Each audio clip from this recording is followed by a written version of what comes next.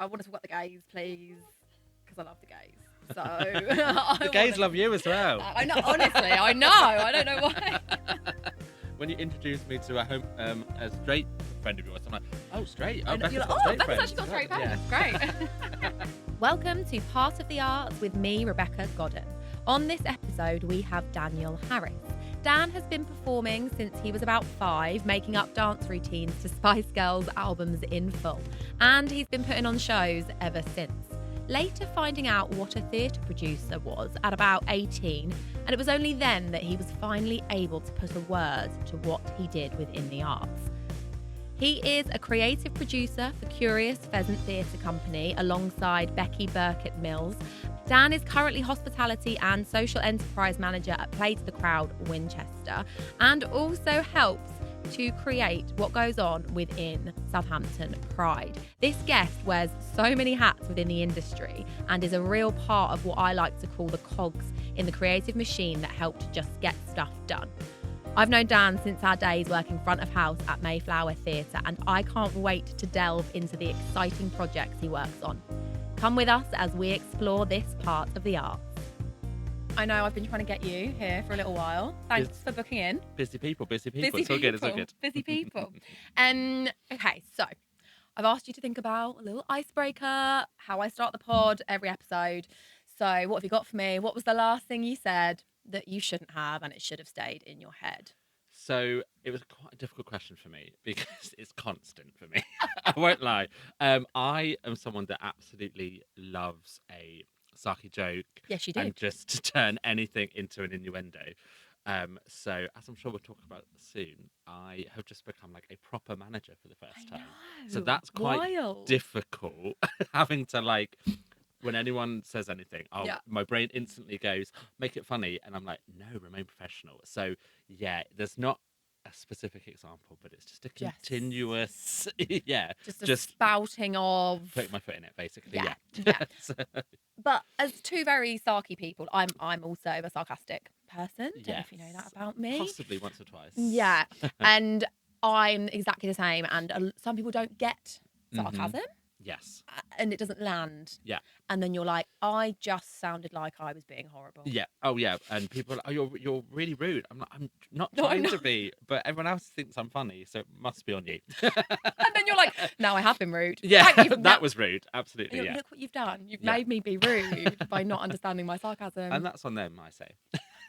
I'm nice, I promise. I love that for you. Do you know what? I love that. Put onus on someone else for a change. Correct. We always put it on ourselves. Yeah, I'm not absorbing that myself. Not absorbing that. No, not absorbing that negativity. Correct. Okay, so hopefully you won't put your foot in it too much on the podcast today. We'll see.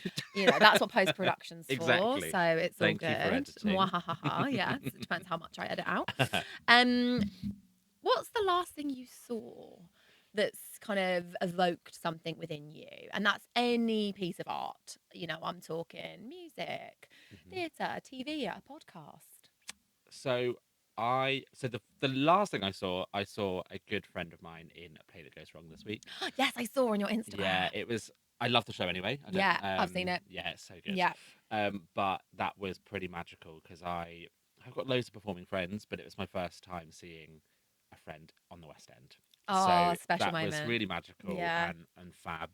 But I think for me, the last thing that stuck with me, I saw War Horse again recently, which I know is a real cliche to say is really amazing, but it's so great. It's not cliche, it's a wonderful piece of theatre. So yeah. we had Stephen Love on the podcast, who was a puppeteer in War Horse on one of their tours. So we spoke extensively about War Horse. So this is not the first time it's come. I should. Do they want to sponsor me? Yeah, the National. War Horse National. I have just accidentally promoted it again. So for me, it's just I love puppetry, and it's never something that I kind of saw much of when I was younger. So seeing it as an adult and just how clever and amazing it is. Yeah. Anything that has good puppetry in, I'm there. You're there for it. And lighting, I think lighting is something that I have no knowledge of myself. So seeing good lighting is just like in awe. So Paulie Constable of War Horse fame. I just love her lighting design. I think it's so magical in Warhorse. So yeah, that's the two things I would say are there. Oh, amazing. Lighting is so interesting though, isn't it? Because exactly the same, you know, I was directing a piece at the Theatre Royal where you currently work, and the lighting tech just wasn't in. So they were like, can you just jump on the lighting desk and we're just going to call prompts at you and you're going to program it in. And I was like, am I? Okay, right. Okay, I'm at the desk. Let's go. I was like, let's go. And then one of your colleagues came in and we were going to have a meeting and a catch up. And she sat next to me. She was like, Becca, I didn't know you did lighting design. I was like, I don't.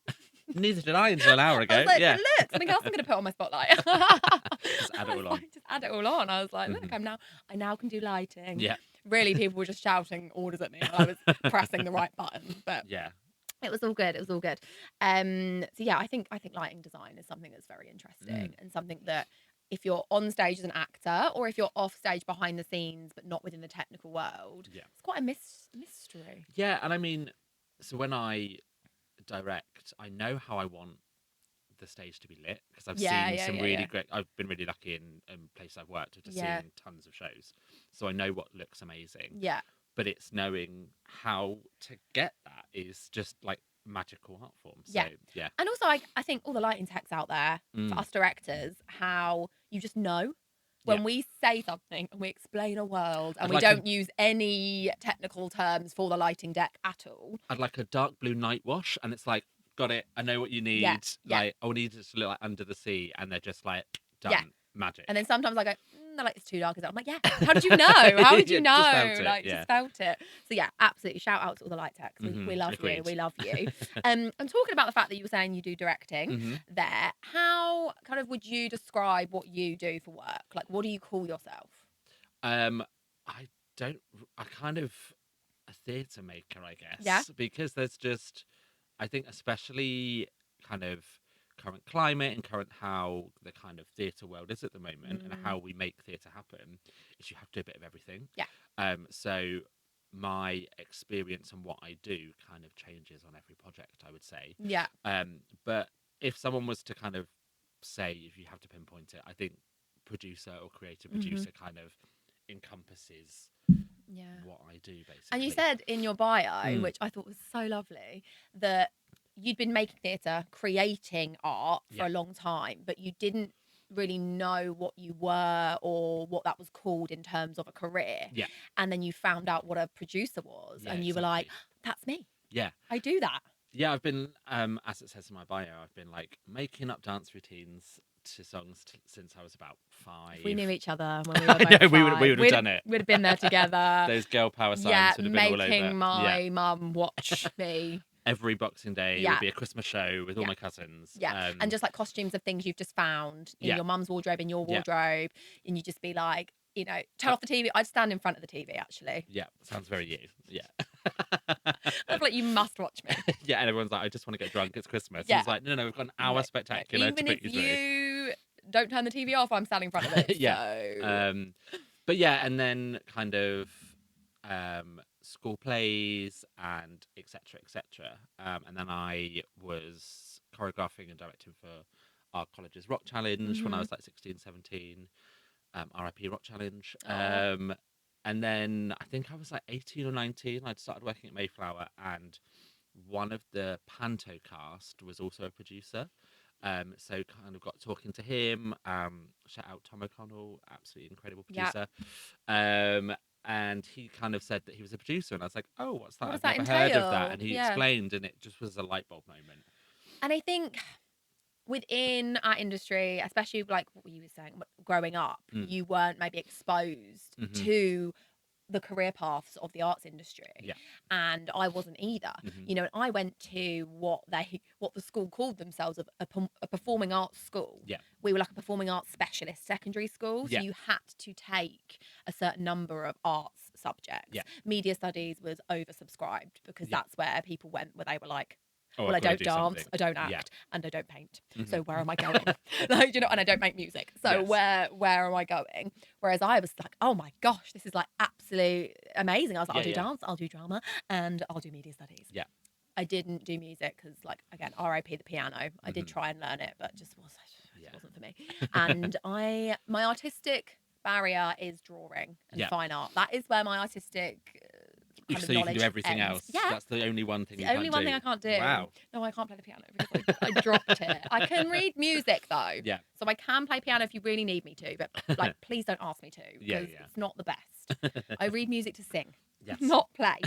But going back to that kind of, you know, my school actually did, you know, they got funding to call themselves that. Yeah. So, you know, they had access to more subjects. So they championed that. But even my school didn't kind of tell me what I could do with that. Yeah. You know, when I was applying for unis and things, I was very much like, okay, well, I want to be an actor, but I also have interest in lots of other things. So I don't really know what's for me or where to go.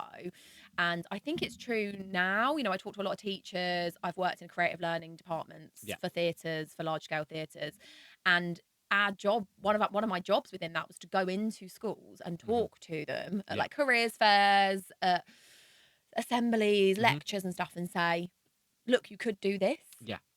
And I think I was exactly the same. So my school was actually a sports college rather than performing arts, so we all had to do PE. Oh, gross. I did get an A, but you know, here we are. Yeah. Well done. Trampolining, dance, and rounders, I think, were my sports. I love that. Rounders. I love it's like trampolining and dance. I can see how that kind of flows, and you're like, rounders. I was like, I'm going to carve this into my own thing here. And yeah, I did dance, drama, and music as my options. That's the word I'm looking for. Yeah. And yeah, my school was outraged that someone had done all three, and it was all very dramatic. But yeah, I just kind of then went to college and did BTEC in performing arts. And even then, it was kind of, you can be a performer. Same with me at uni. Even when I was studying contemporary performance, it was very much like, you can be a performer or you can make your own theatre company. Yes. But nothing else. Yeah, I think as well, like, it was a couple of years ago that I was at college, obviously. No, crazy. Older than 20, Dad. 2007 to 2009. So I think things were a lot different. I think that there were less people kind of just randomly creating their own theatre companies and doing other things. Yeah. I think that world has definitely expanded now. Yeah. But yeah, and then I did college and didn't get into any performing colleges, which like unis. Like I think I auditioned for Erdang and Lipper. Didn't get into for those because I can't sing. But you're such a good dancer. Thanks. That's what they said, but I can't sing. Yeah. I don't. I'm not bitter. And yeah, even then it was like, okay, performing, directing, or things like that. And then went to uni for the first time and went on a performance course, and it just wasn't right. It wasn't how maybe you'd already explored the industry without knowing. Yeah. You'd already created, you'd already started producing, directing, doing these things within the community and within the arts, but you just hadn't been nurtured maybe within that career. Yeah. And then so I dropped out at Christmas because it's like, this isn't working for me. I'm done, and kind of just worked in other places, did retail whilst carrying on doing front of house at Mayflower. That's where we met. Meeting you. And then that's when I found out what a producer was, and I was like, oh wow, this is... It's like something just clicked into place. Yeah, I was like, all of these, and I think once I learned what a producer was, and then I tried to, for a few years, be like, this is what a producer is, and because of the nature of what a producer is, it's so like grey area and no real kind of framework. It's just kind of every producer is different. Yeah. Once I learned that. And that you could have your own spin on it. Absolutely. And be your own artist within the world of a producer. Yeah. That's when I was like, okay, this is what I want to do. I love this. Yeah. And you're you're a super hyper organised person. Well, within work. Yes. I'm going to say. Yes. I caveat that. Within work. And you've made that into a career. Because you're an ops manager now, like it's an enterprise, social enterprise, hospitality, social enterprise manager. Yeah, that's just like amazing. Like all of the nitty gritty producer operations stuff. Yes, but for the bar and events. Yeah, absolutely. And again, I think that's something that people don't know about, and we don't kind of highlight and champion all of the cogs within the machine that make a working receiving house of a theatre work. Yeah. Like, we only kind of think about even when we think about behind the scenes, I say like quote unquote, like behind the scenes, we think of lighting, sound, you know, wardrobe, we think of that kind of thing. Technical, we don't think of the bar staff, the catering team, the cleaners, the box office, front of house management. Yeah, absolutely. Social enterprise, like the people that book the stuff. You know, we don't think about that, but yet we come to the theatre and we have a lovely time in the foyer. Yeah. Before those doors close behind us into when we sit down and watch a show. But I just think for some reason there's like a disconnect with how people like think about it as a whole. I think it's because it's a familiarity for people. Because it's like it's hospitality. Yeah. People have seen those roles kind of in other bars and restaurants, etc. Whereas the specific theatre roles, like you say, like lighting, tech, wardrobe. But how would you differentiate how it's like to do hospitality in a theatre to how it's like to just do it in, I don't know, a shopping centre or a restaurant or a cafe? Yeah, I think it's even more so about making sure that customer service is like sky high, because it's not cheap to go to the theatre. It's not the cheapest to buy items from the theatre. Never. But very reasonably priced at my theatre though. Now you're on board. Yeah.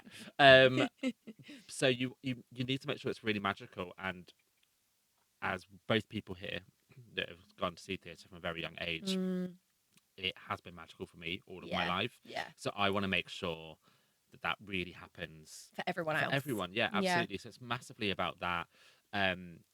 Bar work normally, and like when I've worked in pubs and bars, it's like a constant steady trickle of people. Yeah. Oh my gosh. Whereas come interval and you've got a full house of musical comedy drinkers to serve in 20 minutes, that can be crazy. I mean, do you remember at the Mayflower? That's a 2,300 seater theatre. We'd be prepping. If you were put on bar, so me and Dan both used to work front of house at the Mayflower. That's where we met in 2013. Yes, because I think that's when I graduated. Yeah, so I started uni in September 2013, and I think you had just graduated, yes. and we were like crossing over, and that was like my first industry job, which it was. My first industry job, and I was like, wow, this theatre is amazing. But front of house included not just being an usher, but also being put anywhere they wanted to put you. I was too good on the bar, and you were really good on the bar as well, that we always got put on the bar, but it was the most exhausting place. And you never got to see the shows either. And you never got to see the shows because you were always prepping interval orders, trying to beg everyone to do it. Please, if you go to the theatre, if you're listening to this, book an interval order drink. Please. Please, please, please. If you get anything from this podcast, buy an interval order. Thank you. Yeah, thank you so much. And you won't have to queue. I don't know why people don't do it. If you're having a glass of wine before you go in, you know you're going to want one in the interval. Like, let's not beat around the bush. Let's not be silly. But it was that anticipation I used to feel like before the doors opened from the auditorium. Yeah. And it's never as bad as we expect. No. But it's always terrifying. It's always terrifying. And it was like a performance in itself. Yeah. I felt like that 20-minute interval, when you're on the bar, you've got a smile plastered on your face. You're just running here, there, and everywhere. You're a yes person. No one can annoy you. You've just got to be like, yep. And I think that any performers that currently work in any sort of hospitality will absolutely agree. My first club job is when I worked at the Edge in Southampton. Well done, you. Yeah, I know. That was when I was 18. And my manager at the time, Stuart, used to be a dance teacher. Yeah. So it was like, when you front of house, you have your competition smile game face. Yeah. And that stuck with me always, and I'm sure every performer will agree that being on a hospitality shift is like doing performance, because you have to, regardless of what your day is being like, and 9 times out of 10 it's probably a bit rubbish. The second you go onto that bar or onto that foyer, you have to pretend like you're having the best day ever. Absolutely. Yeah, I used to whack that lipstick on just to make myself feel like I'm here, I'm ready. This is the completion. This is the completion. Yeah. I'm here, I'm ready. And I think that, what you do at theatre as well, and I think with hospitality and the logistics that come with it, in a working receiving theatre, Mm-hmm. that must be quite challenging, trying to like slot stuff in and it not interfering with the show, but Yeah. still wanting to have events on in the foyer and other spaces that you've got available. Yeah, absolutely. I think that's something that I am definitely going to grow into in so I've been there 6 months now. Yeah. Happy 6 months. Thank you very much. That's gone quick.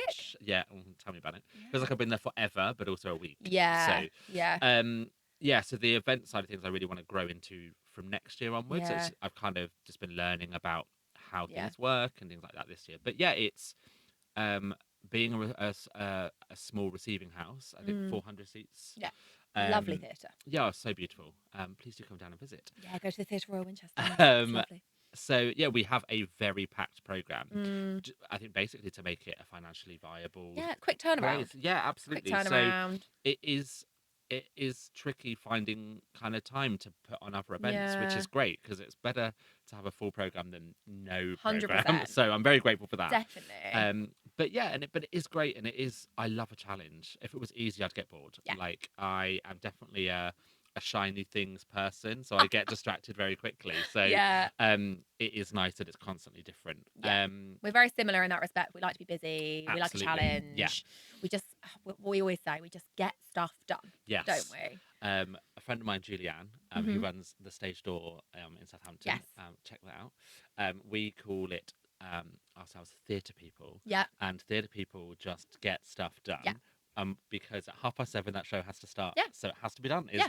And that's kind of our little thing. So yeah. Yeah, theatre people. I love that. You're Theatre people. hashtag theatre person as well, Becca. I am a hashtag theatre person. Thank you.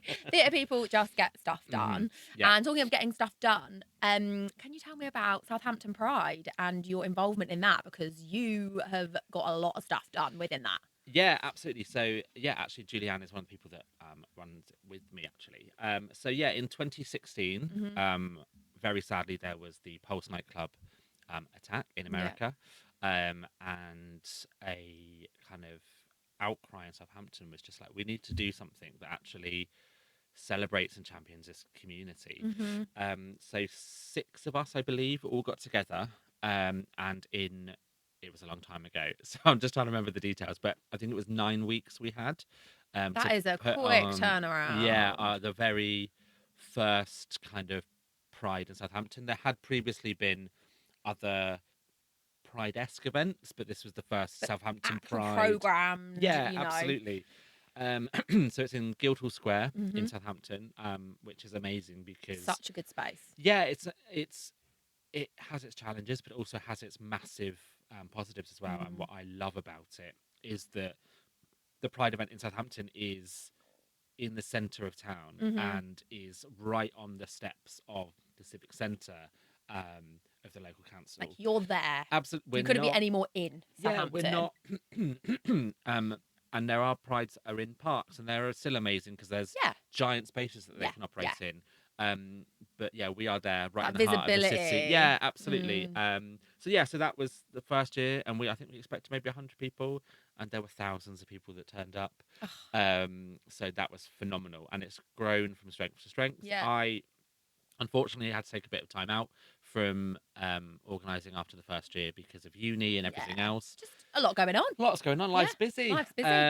But I've been kind of helping out the last couple of years, but this year was my first year kind of being back on the committee and back organising, and it's just a wonderful event. It's I injured my knee because of how many steps I did over the weekend this year, so physically took it out of me, but wouldn't change it for the world. It's amazing. Yeah. Oh my gosh, it's just so great to just see that it's not one of those, sometimes you have a new event that pops up on, and then after the first year it doesn't really come back, or it lessens, or this, and the fact that it's just gone from strength to strength and I mean, is just beautiful. It's tough. It costs a lot of money to put on. It's a free event, so we don't have any money from ticket sales. No. It's all from fundraising and our incredible sponsors. So that's tough, and every year it's having those conversations. It's not myself, but Julianne is the person that kind of spearheads that, of having those conversations with businesses and being like, why you need it, why we need absolutely. it. Absolutely. But then when you see I think 15,000 people were there this year. 15,000 people just having a great time and being themselves and having that safe space. And I was about to say a safe space to just be. Mm-hmm. And again, because it's through the high street in the city, it's not shying away. It's not being quiet about who we are. It's being bloody loud, loud and proud, making people, as you should be. Absolutely. Yeah. So yeah, it's amazing. It's worth it. But yeah, it would be great that we can move towards kind of a financial structure where it's kind of planned for many years financially. At the moment, it's year by year. And and talking of that, the financial side of events that happen once a year, that's a lot of the arts. It's like year by year funding. It's that kind of, you finish and you start again. And hope that it can happen again. And you literally, you finish that event, that project, that performance, that whatever, you write your evaluation about it from whatever funder you got the funding from. And then you start to think about applying again because you're like, well, here's all the quantitative and qualitative feedback and the numbers that you need to be like it was a success. But then there's still no guarantee that you're going to get that funding again. And that is, I think that's one of the toughest barriers that I do find within the industry. Agreed, whether you're a theatre maker putting on your own work, whether you're an actor trying to get cast in stuff, a director, a producer, a events coordinator, whether you're anything that's just trying to do something artistic. I think in the current climate in our country, it's not easy. Not at all. And I think that's like from beginning to end of my story is that when I was younger, a classroom assistant in my infant school ran a weekly dance class. I think it was £2. I love that. £2? Yeah, and it was the 90s. And that was what we could afford. And so that was a class I did. And I think that I would have loved to have done more, but it's so expensive it's not accessible. No, to be all I can talk about is from the dancer side of things, is that it's ballet, tap, jazz, all of those things, the competitions, the costumes. It was just not in any way obtainable for us financially to be doing those things. And I'm not saying I was hard off in any way, but it just, even as a very normal family, absolutely was not financially obtainable. And I just think that so many people are missing out on those opportunities. I kind of grew up and realised that being a performer is not what I wanted to do, but I think that you wanted to be in that world. And I think that there's so many young people that just haven't got those opportunities, and just don't either. Again, it's like those two things we spoke about at the beginning and spoke about now. It's that the linking of the not knowing what career paths there are, and not just the kids, the families just not knowing, and the support network that children have got around them just don't know. And then it's the accessibility, isn't it? It's the of cost, time, where things are, where you're based in the UK. Like, I lived in a little village in the middle of nowhere. There was a bus that came twice a day. Luckily I've always lived in pretty much the centre of Southampton. And again, if I didn't have something in the village hall, and that was like brownies, it wasn't like there wasn't a dance class or anything like that.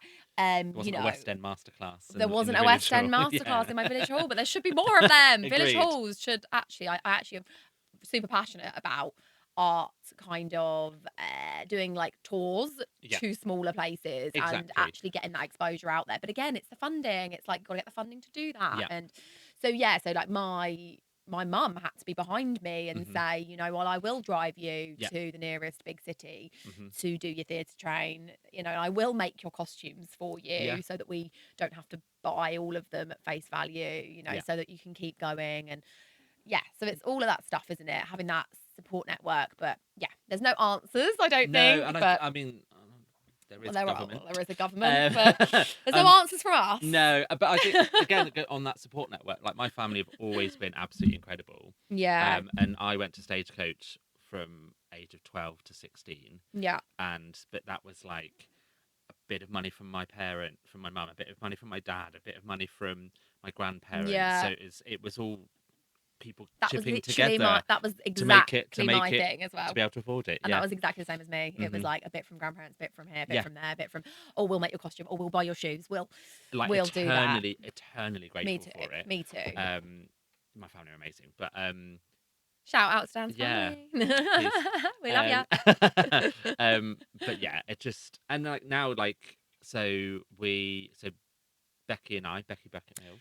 Yes, well, I was going to say, please let us talk to us about your theatre company. Yeah, so we run a theatre company called Curious Pheasant Theatre. Specifically on funding, for, like, we put on the first Southampton Fringe Festival this summer. And there loves was... the first, we Dan. Loves the first. Me and Becky have always said that we are people that's like, oh, no one else is really doing this, so why aren't we? So yeah, should we just do it? Yeah, why not? And sometimes that work is, I mean, actually it's worked pretty well for us. Yeah. But about halfway through each project, we're like, why are we doing this? No wonder no one's doing it. But I think everyone has that within any project, a new project that you start. Yeah. If even this, but this podcast is a passion project for me right now. Full transparency. None of us are getting paid at the moment. Sorry, what? You're like, I'm leaving. Back to my icebreaker quit. I was saying inappropriate things. You're like, sorry, cut. So I'm just eternally grateful that I know so many great people in the industry that want to reconnect and have a chat and support. And this podcast is about shedding a light and shining a light rather and shouting about people within the whole of the arts, and we don't do that enough, but and who knows where this will go, but it's that I'm doing this as a passion project, and a lot of things we start to do that become something are we don't pay ourselves. Even if other people are getting paid, you won't pay yourself. Oh yeah, and I think that's unfortunately, you won't have a wage as a startup producer. That's you're the first person that doesn't get paid so that everyone else can. Exactly. Agreed. But so we have a theatre company called Curious Pheasant Theatre, which we started also while we were at the Mayflower. Mayflower. Yeah. And so we have done one major project with Curious Pheasant at the moment, which is a all-male version of Romeo and Juliet. Yeah. Which we've taken to the Edinburgh Fringe Festival twice, and we did a UK tour with it. Which we were very grateful that we got some Arts Council funding for the tour and the kind of rehearsal and kind of development stage. That's what I was looking for. For that, which was great. And then we that's kind of parked at the moment. I'm sure we'll bring it back at some point. I mean, going back a little bit, tell me about the Fringe. So like tell us how that experience was. So I've gone to the Edinburgh Fringe as a punter. I've been there as a bit of a kind of like social media journalistic presence in the previews, but I've not performed there. And I just want to let me know what it was like. So that was the first year was a whole experience. We had never done it before. It's the only second year I'd actually been to the Fringe. Gosh, you were like throwing yourself into it. And 2 weeks before we were meant to start previews of it down here, two of our cast members quit. It's giving me like anxiety, and I'm like, it's happened, Becca, it's happened. You don't need to worry now. But it was all personal circumstances that we absolutely understood, and there's it doesn't no bad blood. It doesn't make it any better. No, it was just quite stressful, but there's no bad blood with them at all. But it meant that Becky and I had to jump into the show. So the directors and the producers became performers. So Becky is continuously performing and is an amazing performer. But so she waltzed into that. Of course, absolutely. There's no stress for her whatsoever, I'm sure.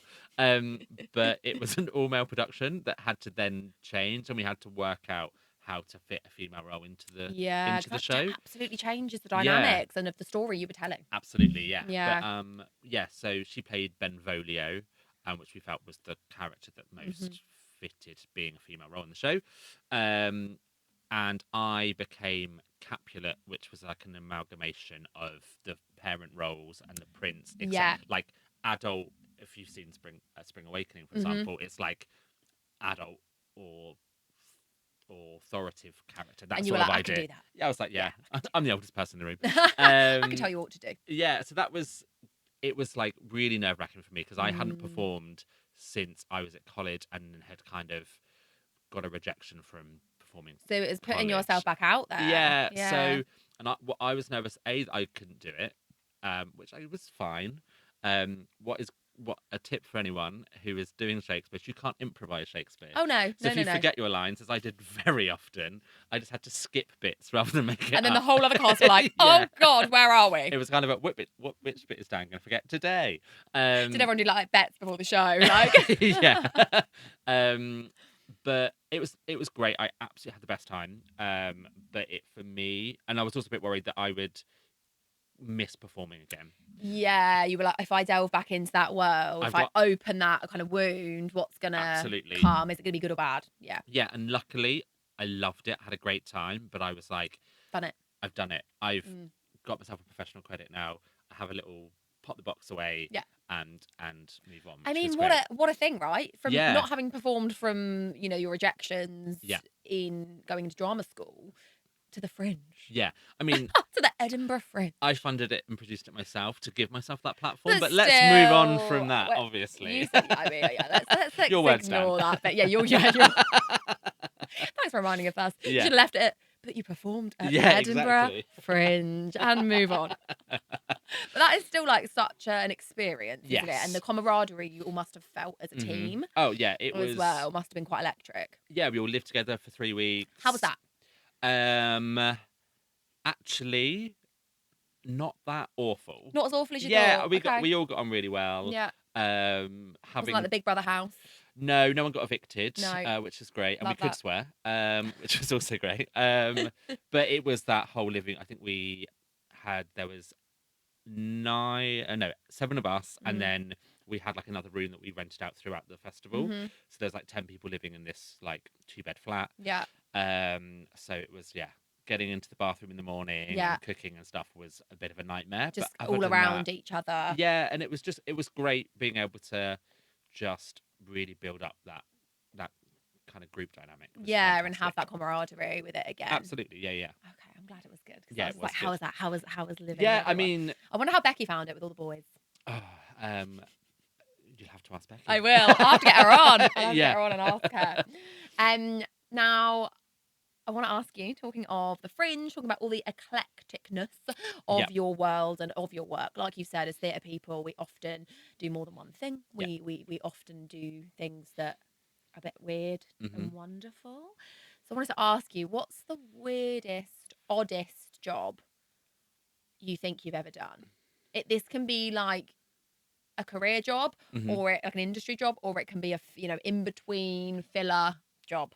I actually don't have the weirdest of jobs. I'm really lucky in that I think Mayflower had got me through those sort of gaps. You weren't working there. Yeah. But I have given out milkshake samples when I did trial shifts at Shakeaway that didn't pay me for the trial shifts. They didn't. They didn't. No. So your milkshake did not bring the money to the yard. No, it did not. No. It brought a very angry email. Strongly worded letter. Yeah, exactly. Worked in, I think I did a couple of shifts at Matalan. I love Matalan. And loved it, but I was put on the fitting room for 6 hours straight, and I was like, I'm quitting. I'm out. I can't hand people their tags and count their clothes any longer. And there was no aircon either. So I know that sounds really like first world problems, but I was like, this is not me. You're like, this is not for me. Also handing out flyers on the Royal Mile for Fringe. Oh right, is very intense. There's just so many people around. But I'm really grateful that I've had some pretty good jobs. I haven't had to do any weird and wonderful things. I've run pub quizzes on the fly. I've hosted random things. Stuff. You've done random stuff more than weird. Yeah. You've not had one of those moments where you're doing something and you're like, why am I here? Yeah, I've not had to dress up as a dragon and hand out free samples. I'm quite lucky in the middle of summer. I feel like that was a personal attack. Have you done that? Also, I I nearly went with, I've not had dressed up as Peppa Pig, and I was like, I've known people who've dressed up as Peppa Pig and they've loved their job. No, so I that. nearly did that. So I worked for a company that basically is a promotional events customer service company that only works with actors. Because like we were saying earlier, hospitality, actors are bloody brilliant because we can just turn it on. Yeah. Doesn't matter what day we're having, we can act our way through it and we can sell stuff. Absolutely. We can sell our soul for the right fee. Which we do every day. For the right fee as well. Yes. And I was living in London at the time and I'd worked for this said company for a good few years now. So I had like a good relationship with them, a good rep. They knew I was a safe pair of hands. Yeah. They knew I wasn't one of those actors that would drop out last minute unless it was like absolutely an urgent audition or something. Not saying loads of people did, but you know, you get that in every... You get a flake everywhere. You get a flake everywhere. Yeah. We hate a flake. Yeah. We hate a flake. Pop that on as your tagline. we hate a flake. Unless it's chocolate, then please. I prefer a twirl. Ah, you're a twirl. Yeah. Oh, other chocolates are available. Yes, they are. Yeah. Anyway, so this job popped up on our job board. Yeah. And it was like handing out flyers for a new food app. Okay. And giving like free first order meals. Yeah. Whatever, this like food app. Yeah. And I was like, oh, I could do that. Yeah. Then when I like signed up for it, and then I got a call from my kind of manager at the time, and he was like, Becca, I just wanted to call you because I don't know if you know actually what this is. Yeah. And I want to make sure you do because I know you and I feel like you're far enough maybe in your career that you might not want to do this. And I was like, okay, what is it? Yeah. He was like, okay, so you'd be dressed as a sushi box. Wearing a sushi box. Right. In bank with like all your like finance bros. Yeah. Gilets everywhere. Yeah. Literally gilet and briefcase central. Giving out free sushi leaflets to go collect at this sushi bar around the corner. And I was like, hey, I need to see a pic. Like, I need to see what this looks like. I was still a little bit, but he was like, but it's Give really, me a mood board. It's really, He was like, it's really well paid because you're wearing a mascot. Yeah. And so that normally is more well paid. Okay. And I was like, okay, will my face be covered? And he was like, no. And I was like, mate, I need to see it. Yeah. So then he like sent me the sketches that they'd been sent through, and it was like, you know, like kind of like those kind of like dungaree or like ice cream trays at the theatre. Yes, yeah. It's like that, like sat on you, but it's like a massive sushi box. But then you've got like a piece of salmon on your head. They could have at least made it like, what's the... with the rice and the seaweed. Oh god, there was one of those as well. So like someone would have like a piece of salmon on their head. Yeah, someone would have like a whole piece of sushi on their head. You'd also have like two massive chopsticks like sticking out your back. Oh. It was a lot. And then he was like, this is also just like the first restaurant that are doing this with the app. Yeah. Then you might be like a box of fried chicken or something like that. And I was like, no. I was like, thank you so much for calling me and making sure. And then he was like, there is another role where you another sushi roll. Another sushi roll. Oh, I see what you did there. A dragon roll. This is why you made me think of it. Because you dressed as a dragon. I was a bit like, I don't know where this is going regarding dragon, but and he was like, you can manage the mascots and also it's paid better and you'll just be dressed as normal clothes. So you'd be the sushi queen? I'd be the sushi queen. I was like, I'll do that. Yeah, that's a roll. Yep, I'll do that. Thank you. Thank you. Please and thank you. And make sure that everyone's not like overheating and because it was the summer. I got so many free meals though. Okay. So and sushi's great. Sushi's great. It wasn't just sushi though. Everything, like, it was all different things. Each week there was a different... Oh, okay, different, yeah. It was like this app. It doesn't exist anymore, so obviously didn't do very well, but it was like this app where that's because you did bad management. Hey, no. The mascots didn't mascot enough. Mascot didn't mascot. I mean, would you? No. When you got a leaflet, you, like, went, and I think you were, like, discounted food or something. Okay. I don't know, it was like, quickly, go now and get this sushi box for, like, £1. I mean, I would fall for that. 100%. Yeah, or get it for like free or something. Yeah. Anyway, so that reminded me of that. Okay. So thanks for nearly being really mean to me because I did nearly do that job. Okay. But I was living in central London in a 2-bedroom flat. But also, one bedroom. people need a job. Exactly. Like, and we've all done stuff. We've Yeah. all done stuff, you know, from sweating in a changing room in Matalan to nearly wearing sushi on my head. Yeah. I mean, one of my first jobs was at McDonald's. That was my first job, like 2 weeks out of school, and I loved it. I It know was great. so many people that have worked at McDonald's. Yeah, it's so much better than people say it is. Yeah. First of all, yeah.